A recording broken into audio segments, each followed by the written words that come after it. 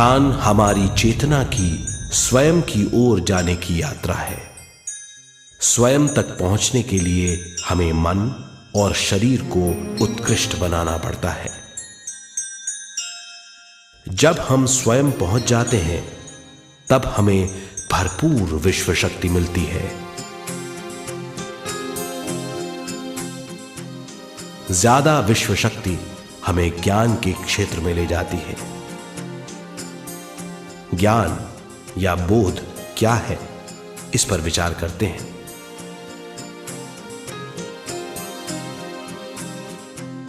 ध्यान हमारे ज्ञान को ऊंचे स्तर तक ले जाता है। ज्ञान और कुछ नहीं, केवल एक अनुभव है। अनुभव और कुछ नहीं, केवल अपने आप में पूरी तरह डूब जाना है। ज्यादा से ज्यादा ध्यान करने से हमें ज्यादा शक्ति मिलती है। इस ज्यादा शक्ति से हम हर चीज में ज्यादा ग्रस्त हो जाते हैं और इस तरह हम ज्यादा ज्ञान प्राप्त करते हैं।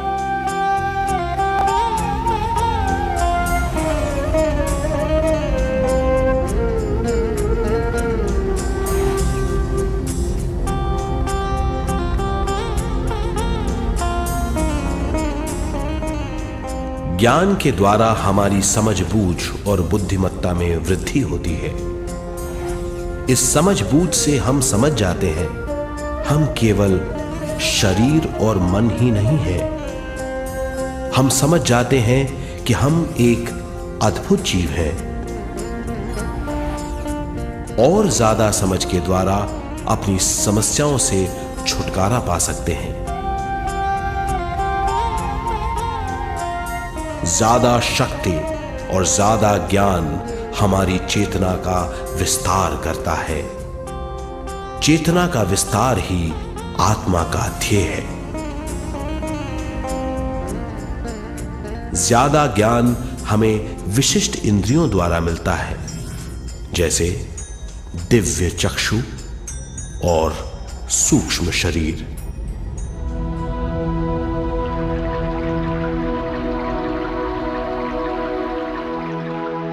दिव्य चक्षु हमारी आत्मा का बहुत ही शक्तिशाली माध्यम है।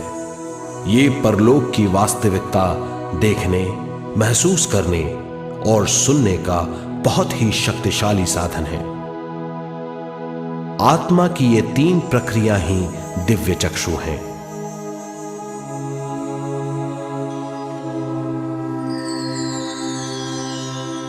ज्यादा से ज्यादा ध्यान करने से ज्यादा शक्ति बहने लगती है। ज्यादा शक्ति दिव्य चक्षु को गतिशील करती है। ध्यान करने के लिए यह अनोखा अनुभव है।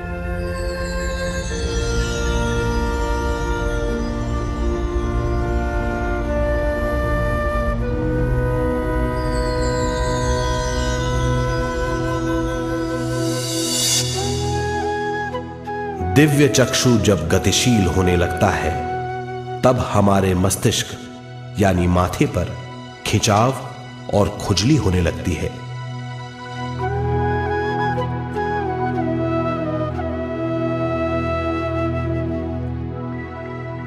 हमें विभिन्न रंगों की झलकियां अपने चारों ओर घूमती हुई दिखाई देती हैं।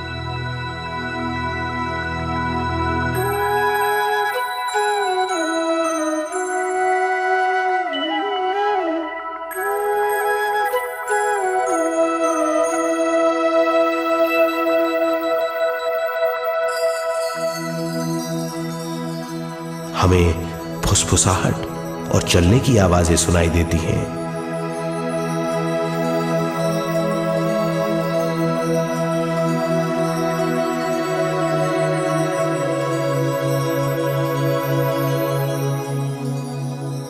हमें लगता है कि जैसे हम घुप अंधेरी सुरंग में यात्रा कर रहे हैं।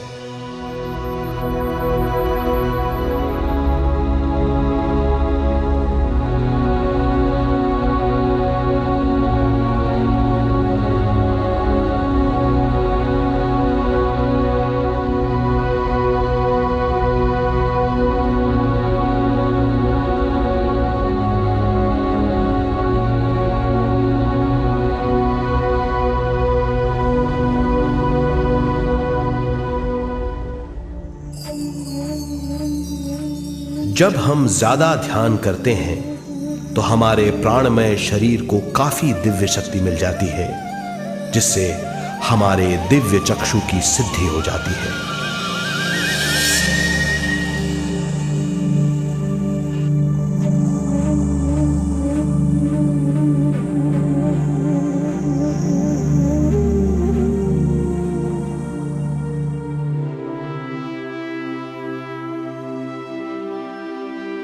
हमें ये स्तर और दूसरे स्तर साफ दिखाई देने लगते हैं। दिव्य चक्षु की संपूर्णता से हमें बहुत सी चीजें आंखों से ज्यादा साफ दिखाई देने लगती है।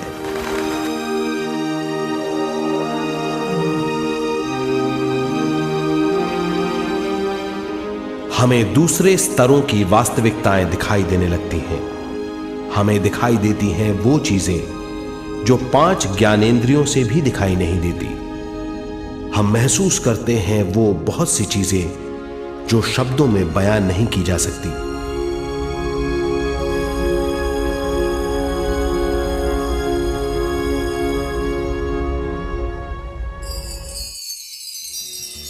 हमें सुनाई देती हैं पार्श्व ध्वनियां, दूसरे स्तर के वाद्यों की आवाजें।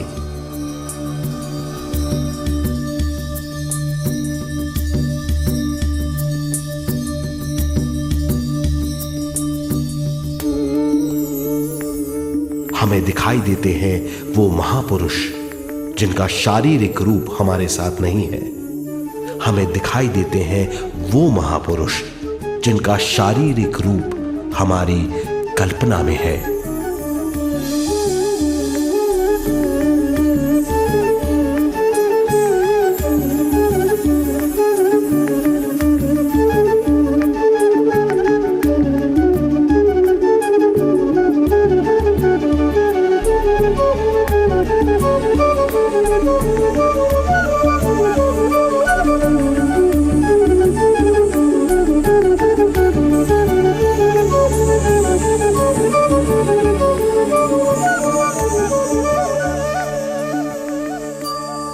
और अधिक ध्यान करने से हमें वो महापुरुष तीव्र ज्योति के रूप में दिखाई देते हैं।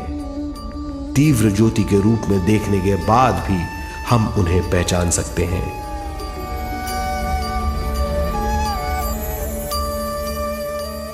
हम महापुरुषों का संदेश सुन सकते हैं।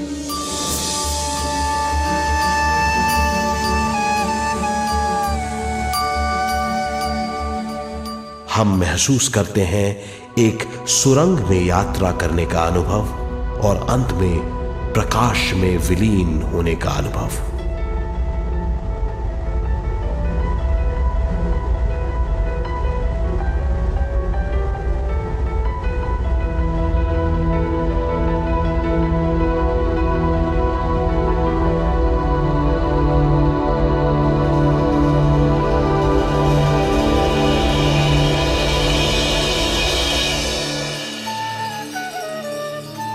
हम जानते हैं कि दिव्य चक्षु के अनुभवों के द्वारा हम अपनी सारी समस्याओं का समाधान महापुरुषों द्वारा भेजे गए संदेशों से कर सकते हैं या दूसरे लोगों की वास्तविकताओं द्वारा एक अनुभव के रूप में। इससे हमारी हरकतें बदलेंगी, हमारे विश्वास बदलेंगे, हमारी समझ बदलेगी। दिव्य चक्षु के इस अनुभव से हमारे सामने मौजूद भौतिक स्तर का बोध बदल जाएगा।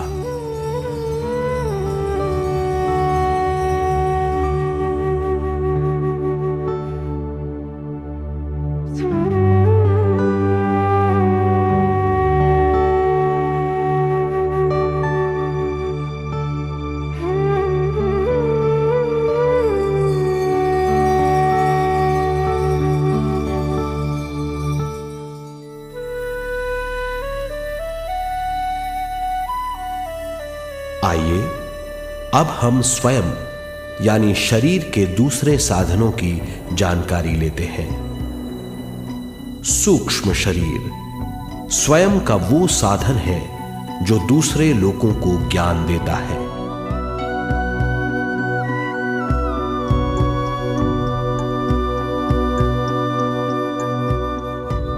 सूक्ष्म शरीर हमारी चेतना का दूसरा रूप है। हमारे भौतिक शरीर जैसा साधारण स्थिति में चेतना हमारे पूरे शरीर में मौजूद रहती है।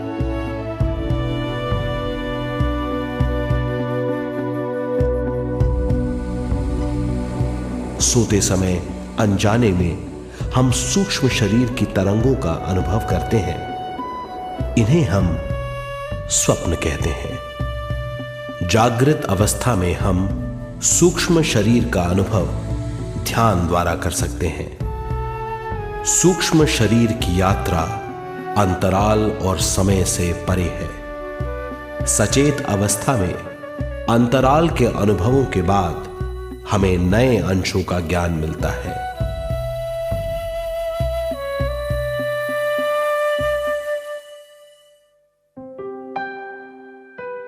ध्यान में भरपूर विश्व शक्ति मिलने के बाद चेतना जो हमारे पूरे शरीर में फैली हुई है, एक बिंदु की ओर जाने लगती है।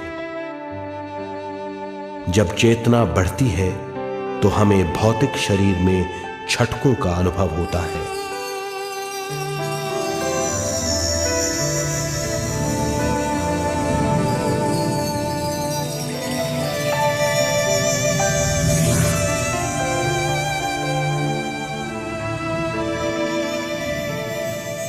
ऐसा लगता है जैसा हमारा शरीर तैर रहा हो।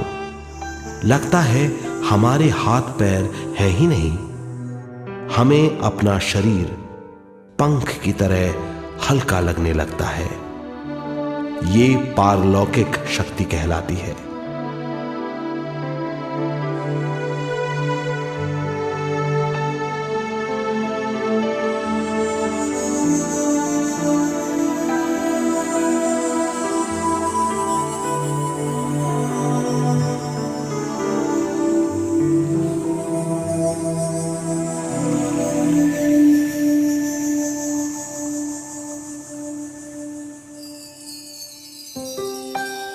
अधिक से अधिक ध्यान करने से हमें अधिक से अधिक विश्व शक्ति मिलती है। हमारी चेतना सूक्ष्म शरीर का रूप धारण करके बहुत तेजी से घूमने लगती है, जिससे हरकतें बढ़ने लगती हैं। इन हरकतों के बाद हमारा सूक्ष्म शरीर भौतिक शरीर से बाहर आने लगता है। ये दोनों शरीर चांदी जैसे डोर से जुड़े रहते हैं।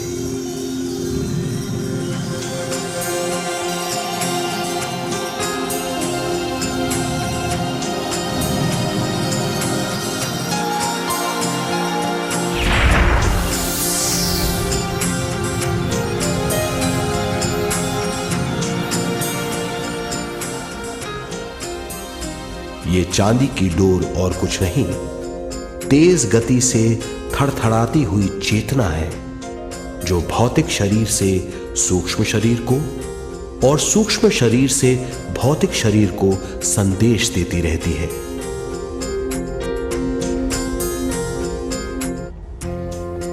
और इस तरह हम अंतराल का सफर तय करते हैं।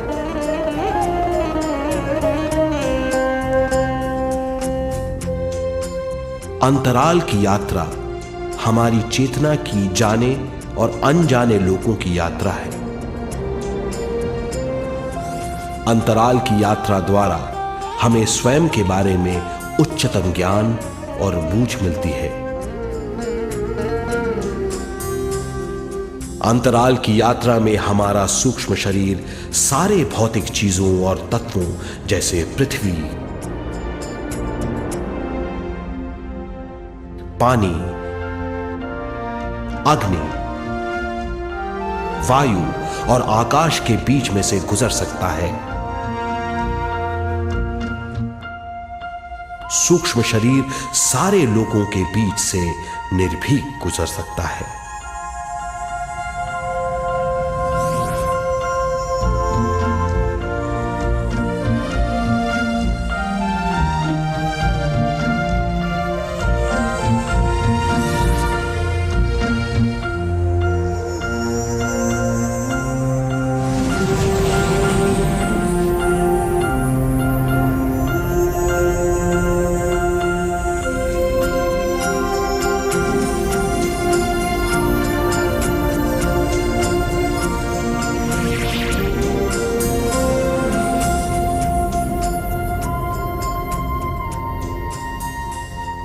ध्यान करने वाला व्यक्ति अपने शरीर से बाहर आकर अपने भौतिक शरीर को देख सकता है।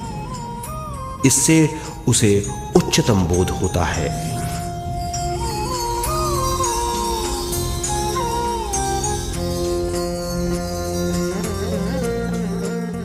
वो समझ पाता है कि वो शरीर मात्र नहीं बल्कि शरीर में रहता है।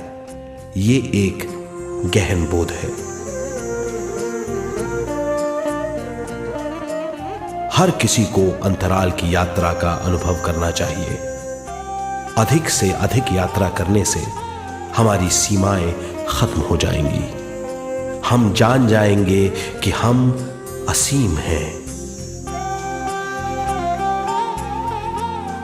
केवल इसी अनुभव के द्वारा हम जान जाएंगे कि हम ही चेतना हैं। हम जान जाएंगे कि हम असीम हैं। हम जीवन का नया विस्तार जान जाएंगे।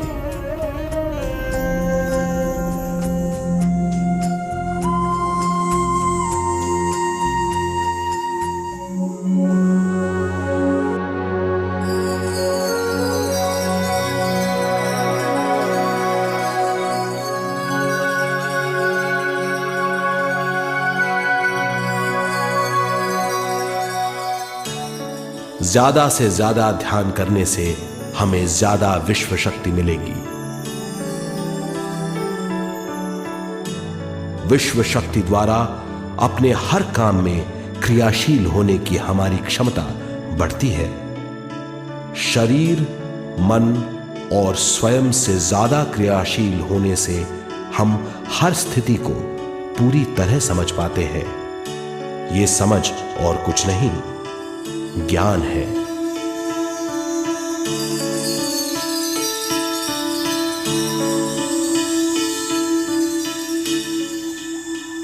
साधारण मनुष्य को केवल अनुभव मिलता है, क्योंकि उस अवस्था में वो ज्ञान के बारे में नहीं सोचता, क्योंकि उस अवस्था का अनुभव वो केवल भौतिक समझ से करता है। ज्ञान योग उस अवस्था को पूरी तरह समझ लेता है, क्योंकि वो जानता है कि वो केवल शरीर नहीं, सिर्फ शरीर में रहता है। वो जानता है कि अवस्थाएं उसके विकास के लिए हैं। ध्यान के अनुभवों के बाद और व्यवहारिक जीवन में उनका प्रयोग करने से हमें अपार समझ का आभास होगा। इस समझ से हजारों दरवाजे खुल जाएंगे। ये दरवाजे हमारे जीवन की नई उपलब्धियों का नया विस्तार करेंगे। हमारी समझ से उपलब्धियों और ज्ञान की अधिक बढ़ोतरी होगी। इससे हमारी चेतना का विस्तार होगा, जो और कुछ नहीं बल्कि विवेक की उपलब्धि है। इस विवेक का अनुभव कुछ ऐसा होगा जैसे वो हजारों सुनहरी पत्तियों वाला कमल है।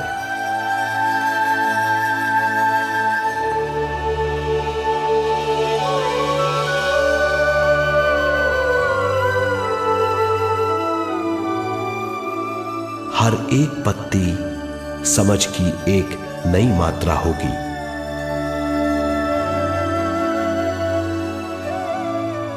ज्यादा से ज्यादा मात्रा में समझने के बाद हमें दूसरे लोगों की मौजूदगी ज्यादा से ज्यादा समझ में आ जाएगी। इस समझ से हम जान जाएंगे कि मृत्यु कभी नहीं होती।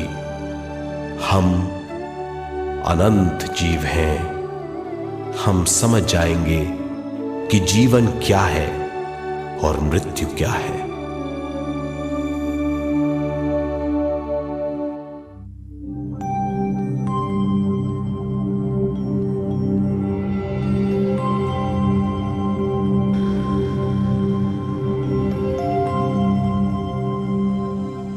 हम इस धरती पर विश्व चेतना की एक कण के रूप में आते हैं।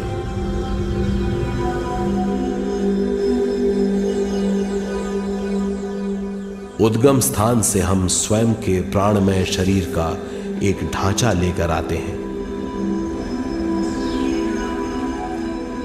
हम इस धरती पर अनोखे अनुभव करने आते हैं।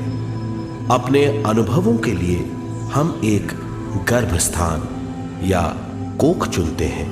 हम माता पिता, वातावरण और हालात चुनते हैं। जीवन का पूरा ढांचा स्वयं को मालूम होता है।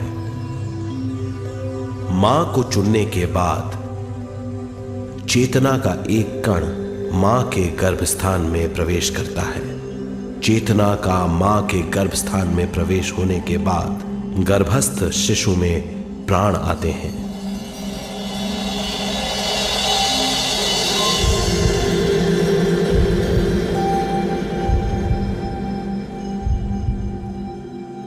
प्राणमय शरीर में विश्व शक्ति के हिसाब से और उनके कारणों से प्राकृतिक शरीर बनने लगता है। चेतना बारंबार उद्गम स्थान में आती रहती है और जब तक पहली सांस आती है,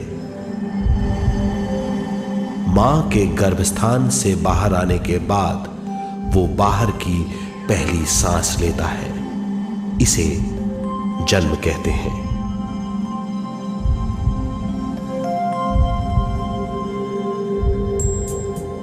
पहले दिन से 7 वर्ष तक हमें उद्गम स्थान का आभास रहता है। 7 वर्ष की उम्र से दिमाग अपना आकार लेना शुरू करता है। 14 वर्ष में यह क्रिया पूरी हो जाती है। बुद्धि की क्रियाशीलता 14वें वर्ष से शुरू होकर 21वें वर्ष में संपूर्ण हो जाती है। 21वें वर्ष से 28वें वर्ष तक मनुष्य शरीर, दिमाग और बुद्धि के मिश्रण का अनुभव करता है। 28वें वर्ष की उम्र से जीवन उसकी स्वयं की बुद्धि पर निर्भर करता है। अगर मनुष्य स्वयं से आगाह नहीं होता तो उसकी चेतना शरीर और दिमाग के बीच में अटकी रहती है और यहीं से सारे दुख शुरू हो जाते हैं। वो हालात समझ नहीं पाता, इससे हर बात सोचनीय हो जाती है। वो अपने आप को गुप्त कठोरता के आंचल में छुपा लेता है। कठोरता विश्व शक्ति के बहाव को रोक देती है, जिसके कारण वो शारीरिक बीमारियों के दबाव और तनाव में फंस जाता है। वो अपना जीवन बिना सावधानी के बिताता है। वो अपने जीवन का उद्देश्य नहीं समझ पाता। वो बचपन से जवानी, जवानी से बुढ़ापे तक जीवन बिताकर पृथ्वी से सिधार जाता है। वो अपने जीवन का उद्देश्य पूरा नहीं कर पाता।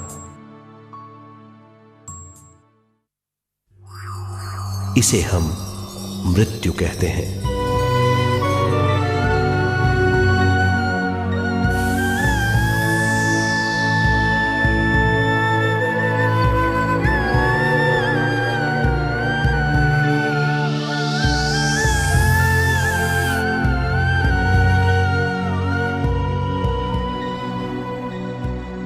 मृत्यु के बाद भी उसके दिमाग का कठोर स्तर, गलत बूझ चेतना को उद्गम स्थान नहीं पहुंचने देती।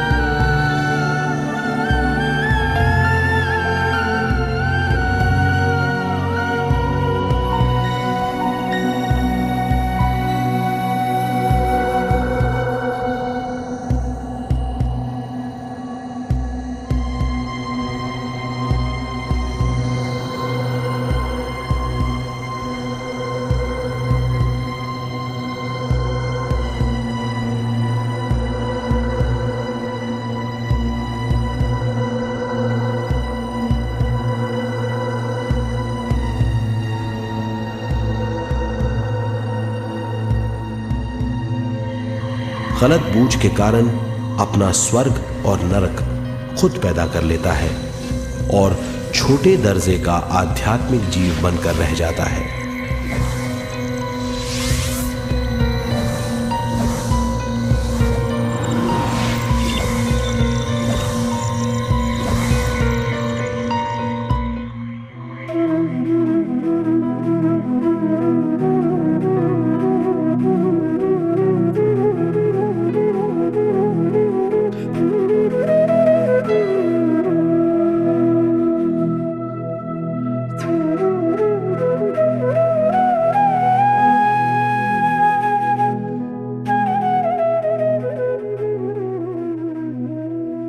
अगर मनुष्य स्वयं में सरोवर होकर अपना जीवन शुरू करता है तो वो हर हाल में आनंद पूर्वक रहेगा। मृत्यु के बाद भी वो निचले लोकों में नहीं रहेगा, वो उद्गम स्थान पर लौट जाएगा।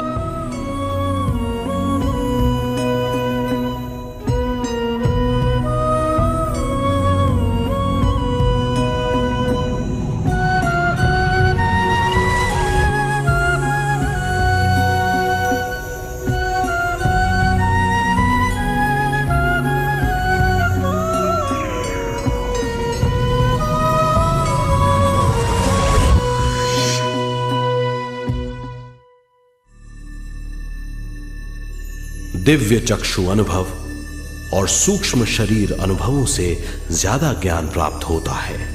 इस ज्ञान से जीवन और मृत्यु का अर्थ समझ में आता है। शरीर, दिमाग, बुद्धि, स्वयं और जीवन की शक्ति अच्छी तरह समझ में आएगी।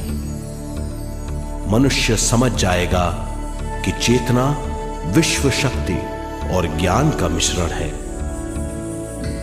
चेतना शक्ति और ज्ञान पाने के लिए पृथ्वी पर आती है। सदा सच्चाई के सहारे जीने से मनुष्य पूरी सृष्टि की निर्माण व्यवस्था को पूर्ण रूप से समझ सकता है।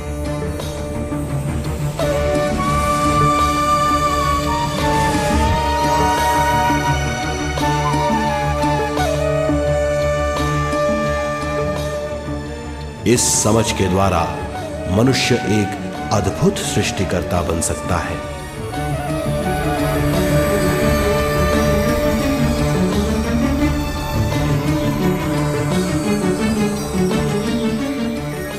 और फिर मनुष्य का हर वाक्य ब्रह्म वाक्य होगा। वो जो सोचेगा वो संपूर्ण होगा। उसका हर कार्य एक नया आविष्कार होगा। यही है ज्ञान बोध।